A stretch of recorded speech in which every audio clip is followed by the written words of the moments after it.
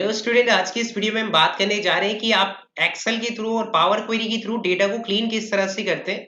ये वीडियो एक video series का पार्ट होने जा रही है जो हमने डेटा एनालिसिस से रिलेटेड स्टार्ट की है। और इससे हमने पहली वीडियो जो डाली थी उसमें हमने आपको बताया था कि डेटा एनालिसिस में क्या क्या प्रोसेस आपको फॉलो करनी होती है। तो ये वीडियो भी उसी सीरीज का एक पार्ट है और इस वीडियो में हम सीखेंगे कि पावर क्वेरी के थ्रू किसी डेटा को क्लीन किस तरह से किया जाता है। तो इसके लिए मैं सबसे पहले अपने एक्सेल को खोल लूंगा और मैं चाह रहा हूं कि बहुत सारी फाइल्स है मेरे पास, उन सारी फाइल्स को कंबाइन करने के बाद उस डेटा में क्लीनिंग करी जाए। तो इसके लिए मैं अपनी न्यू क्वेरी के ऑप्शन पे चले जाऊंगा। फ्रॉम फाइल आपको एक ऑप्शन दिखाई देगा और फ्रॉम फोल्डर पे आपको यहाँ से चले जाना है। और जैसे आप फ्रॉम फोल्डर पे जाएंगे तो मेरा पावर क्वेरी अब मेरे से मेरा पाथ मांगेगा। तो मैंने यहाँ से अपनी फाइल को ब्राउज कर लेना है।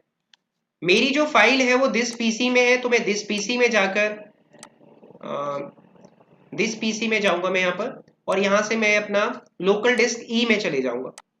मेरा ऑफिस डेटा में ये डेटा है। इसके अलावा ट्रेनिंग रिसोर्सेज में मेरा डेटा है, एडवांस एक्सेल में day wise and up and data. Yes, okay press कर लेंगे। और जैसे ही मैंने यहाँ से ओके प्रेस किया है आप देख पाएंगे कि हमारी सारी की सारी फाइल यहाँ पे लोड हो जाएगी। देखिए, सारी की सारी फाइल लोड होने के बाद जो आपकी जाएगी वो क्वेरी एडिटर विंडो में चली जाती है। तो क्वेरी एडिटर विंडो क्या होती है, जहां पर आप अपने डेटा को ट्रांसफॉर्म कर सकते हैं यूजिंग पावर क्वेरी। और आप यहाँ पे देख पा रहे हैं कि हमारे पास एक कंटेंट आएगा। एक्चुअली यहाँ पर जो आपके पास कंटेंट आता है वो एक बाइनरी फॉर्म में आता है। बाइनरी मतलब वो तो एक फाइल है हमारे पास, और इस फाइल से रिलेटेड एक्स्ट्रा इन्फॉर्मेशन आपको यहाँ दिखाई गई है। जैसे फाइल का नाम क्या है, किस एक्सटेंशन की फाइल है, किस डेट में एक्सेस करी गई है। ये अननेसेसरी डिटेल है मेरे एनालिसिस प्रोसेस के लिए। तो मैं यहाँ से यहाँ तक की डिटेल को शिफ्ट प्रेस करके, राइट क्लिक प्रेस करके, या फिर आप यहाँ से रिमूव कॉलम का भी ऑप्शन आता है, रिमूव कॉलम के ऑप्शन पे क्लिक कर दें। आप देख पा रहे हो कि जैसे ही मैंने अपनी यहाँ से फाइल रिमूव करी है तो आपको पावर क्वेरी में यहाँ पे एक स्टेप ऐड होते हुए दिखाई दे जाएगा, रिमूव्ड कॉलम। पावर क्वेरी की दोस्तों खास बात है कि जब भी आप पावर क्वेरी में काम करते हैं तो पावर क्वेरी इसमें स्टेप्स को रिकॉर्ड करता है। मतलब अगर मुझे ये स्टेप नहीं करना होगा तो मैं एक बैक चले जाऊंगा तो आपकी वो डिटेल्स वापस आ जाएगी।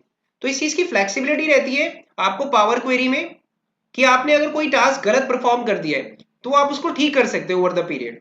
ठीक है, इससे क्या होता है कि आप अपने स्टेप्स को देख पाएंगे कि पास्ट में मैंने क्या गलत किया, कहाँ पे मेरा एरर आया। ये ढूंढना बहुत ही इजी हो जाता है यहाँ पर। तो मेरे को ये कॉलम नहीं चाहिए थे तो मैं इस कॉलम को डिलीट मार दूंगा।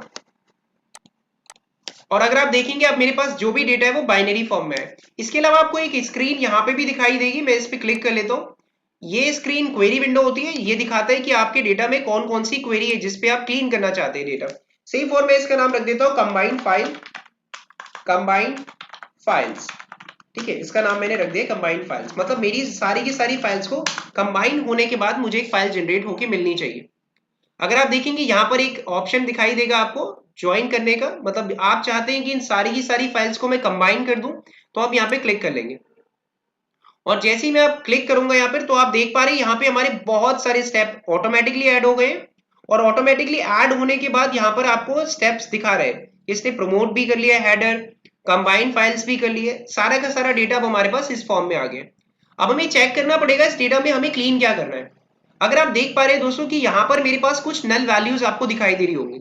मतलब यहाँ पे कुछ रोज ऐसी हैं जिसपे नल वैल्यूज हमें दिखाई देंगी।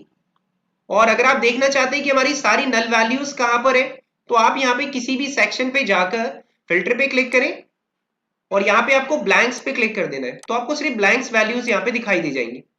आपने जैसे ही ब्लैंक्स पे क्लिक करा तो आप देख सकते हैं यहाँ पे मेरे डेटा सेट पे बहुत सारी नल वैल्यूज आपको दिखाई दे रही होंगी। तो मुझे क्या करना पड़ेगा, सबसे पहला मेरे को इस नल वैल्यूज को यहाँ पे हटाना पड़ेगा। और यहाँ पे मैं नल वैल्यूज को हटाने के लिए सिंपली यहाँ से इसको अनचेक कर दूंगा। जैसे ही मैंने इसको अनचेक किया होगा आप देखेंगे मेरे डेटा सेट में अब नल वैल्यूज यहाँ से गायब हो गई। यानी कि इस डेटा सेट को अब हमने थोड़ा बहुत ठीक कर लिया है। इसके अलावा अगर आप देखेंगे एक प्रोडक्ट का कॉलम मुझे यहाँ पे दिया गया है जिसका डेटा टाइप टेक्स्ट है। क्वांटिटी ऑर्डर का एक डेटा टाइप दिया गया है, यहाँ पर इसको होल नंबर हमने लिया है। ये बात बहुत ध्यान में रखनी है, कभी कभी ऐसा होता है कि यहाँ पर टेक्स्ट हो रखा रहता है और आप कैलकुलेशन करने की कोशिश करते हैं तो कोई कैलकुलेशन चलते हुए आपको दिखाई नहीं देती है। प्राइस ईज का भी आपको एक कॉलम दिखाई देगा जो डेसिमल होना चाहिए। ऑर्डर डेट अगर आप यहाँ से बात करें तो डेट एंड टाइम फॉर्मेट में यहाँ पे ले रखा है। अगर आप चाहें तो सिंपली इसको डेट फॉर्मेट पे कन्वर्ट कर सकते हैं। डेट में जैसे ही मैंने इसको कन्वर्ट किया तो आप देखेंगे अब मेरा जो डेटा है वो डेट में कन्वर्ट होते हुए हमें दिखाई दे जाएगा। ठीक है, आप चाहे इसे फिल्टर भी कर सकते हैं डेट को। You just click on here, आप देखेंगे थोड़ा सा मैं नीचे जाऊंगा तो हमारे पास सारा का सारा डेटा यहाँ पे लोड हो जाएगा डेट से रिलेटेड। मैं ओके प्रेस कर दूंगा। इसके बाद आप यहाँ पे देखेंगे मेरे पास एक परचेज एड्रेस का कॉलम है। अगर आप देखिए इस परचेज एड्रेस की कॉलम में यहाँ पे थोड़ी सी यहाँ पे समस्या दिखाई दे रही है कि यहाँ पे स्ट्रीट एड्रेस, सिटी, स्टेट का कोड और साथ ही साथ पिन कोड सारे के सारे एक ही एड्रेस पे लिखे हुए। मैं चाहता हूं कि इनको एक अलग अलग कॉलम्स में रख लिया जाए सो दैट हम इस परचेज एड्रेस से रिलेटेड बाकी चीजों को भी एनालाइज कर सके। से फॉर जैसे ये ऑर्डर से रिलेटेड डेटा है तो हम जानना चाह सकते हैं कि यार हमारे पास सिटी वाइज कितनी सेल हो रही है, स्टेट वाइज कितनी सेल हो रही है, we can know about it. तो इसके लिए आपको यहाँ से इस कॉलम पे क्लिक कर लेना और यहाँ पे एक ऑप्शन आपको दिखाई देगा स्प्लिट कॉलम्स, आप इस पे क्लिक कर लें और स्प्लिट करते हुए आपको यहाँ से बोलेगा बाय डिलिमिटर। डिलिमिटर का क्या मतलब होता है कि आप देख रहे हैं कि हमारे पास जो डेटा सेट है इस डेटा सेट में आप देख रहे हैं कोमा यहाँ से ऐड हो रखा है। मतलब यहाँ पे जब भी मैं इस डेटा को डिलिमिट यानी कि तोड़ना चाहूंगा अलग अलग कॉलम्स में तो हमें इसे बताना पड़ेगा कि यार तुम इस डेटा सेट को एक कॉमा से सेपरेट कर लो। तो मुझे यहाँ पे कॉमा ले लेना है। यहाँ पे आपको एक बहुत सारे ऑप्शन देगा स्प्लिट से रिलेटेड। मेरे को यहाँ से at each occurrence of the delimiter. इस बात का क्या मतलब होता है, इस बात का मतलब होता है जहां जहां पे भी कॉमा है उसको एक अलग अलग कॉलम में आप डिवाइड कर दें। मैं यहाँ से जस्ट ओके प्रेस करूंगा। आप देख पा रहे होंगे जैसे ही मैं यहाँ से ओके प्रेस करूंगा अब जो मेरा स्ट्रीट एड्रेस है वो अलग अलग कॉलम्स में डिवाइड हो गया।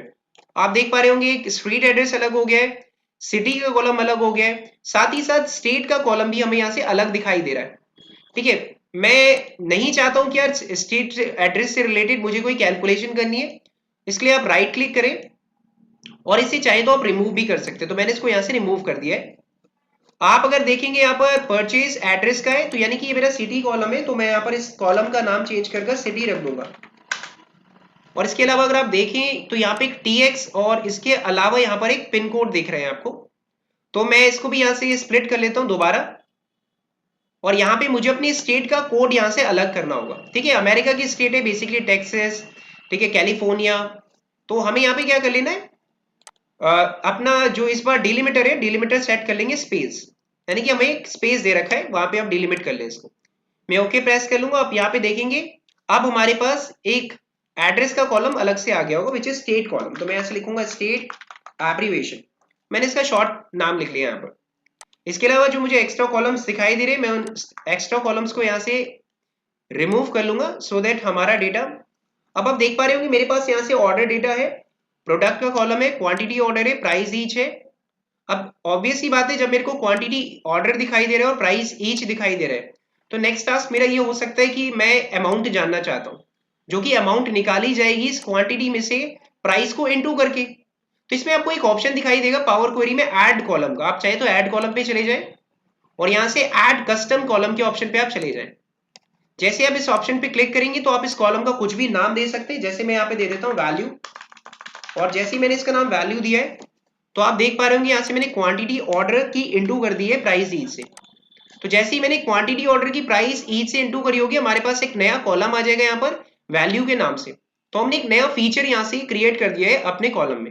आपको यहाँ से जैसे डेट दे रखी है तो आप डेट के बेसिस पे अलग अलग कॉलम्स निकाल सकते हैं। मे बी मैं डेट्स के बेस पे ईयर अलग करना चाहता हूँ, मंथ अलग करना चाहता हूँ, तो वो भी यहाँ पे कैलकुलेशन पॉसिबल है। कैसे, आपको राइट क्लिक करना है, डुप्लीकेट कॉलम पे क्लिक कर लेना है। जैसे ही मैंने इसको डुप्लीकेट किया आपको यहाँ से ऐड कॉलम के ऑप्शन में डेट का ऑप्शन दिखाई देगा। आप चाहे तो ईयर वाइज ईयर में इसको कन्वर्ट कर ले तो आप देखेंगे इस डेट में से मेरा ईयर इसने यहाँ से निकाल के दिखा दिया।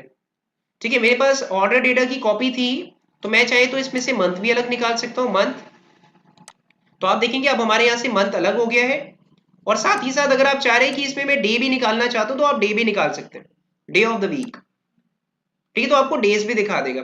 तो अलग अलग आप फीचर निकाल सकते हैं अपने कॉलम में से। अब मुझे इस डेट की कोई जरूरत नहीं है तो मैं इसको रिमूव कर दूंगा यहाँ से। तो आप देख पा रहे हैं अब मेरे पास day of the week, month, year, इस तरीके से डेटा क्लीन हो गया। अच्छा, कोई जानना चाहता है अगर मंथ वाइज उसकी कितनी सेल हुई है, ठीक है, बिकॉज अब हमारे पास वैल्यू का कॉलम है तो यू कैन नो।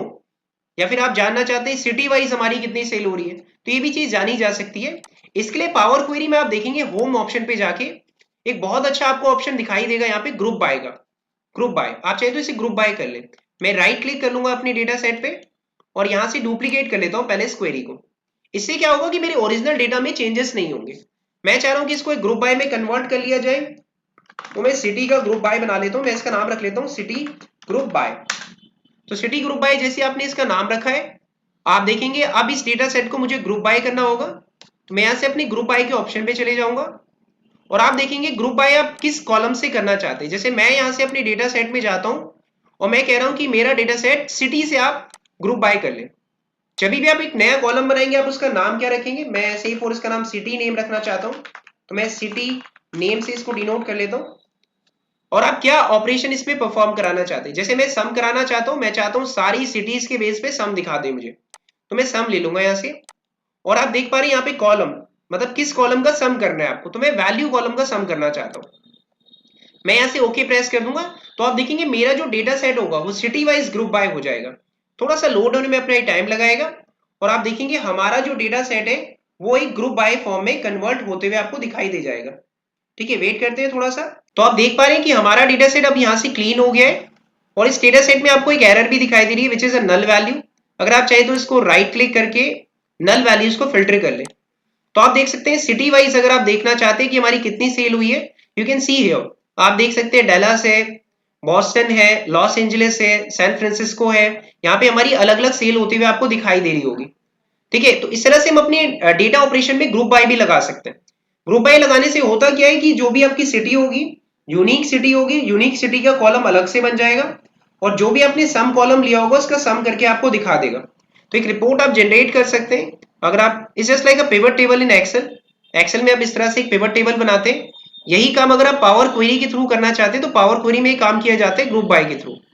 ठीक है, और अगर आप दोस्तों अब मैं चाहता हूं कि इस डेटा को मैं लोड कराना चाहता हूं एक्सेल में, तो आपको क्लोज एंड लोड के ऑप्शन पे क्लिक कर देना है। Close and load to, close and load to पे क्या होता है दोस्तों, डायरेक्टली हमारा जो डेटा होता है वो एक्सेल पे लोड ना होकर आप चाहे तो कनेक्शन भी क्रिएट कर सकते हैं। सेफ और जैसे मैं अपनी सिटी वाले कॉलम से रिपोर्ट बनाना चाहता हूं तो मैं यहाँ पे अपनी ओनली क्रिएट कनेक्शन के ऑप्शन पे क्लिक कर दूंगा और डेटा को लोड करा लूंगा। आप जैसे ही इस डेटा को लोड कराएंगे तो आप देख पा रहे होंगे कि मेरा डेटा अब एक कनेक्शन फॉर्म में लोड हो जाएगा। और अगर मेरे को सिटी ग्रुप बाय से रिपोर्ट बनानी होगी तो मैं राइट क्लिक करके इस डेटा सेट को लोड टू करा लूंगा।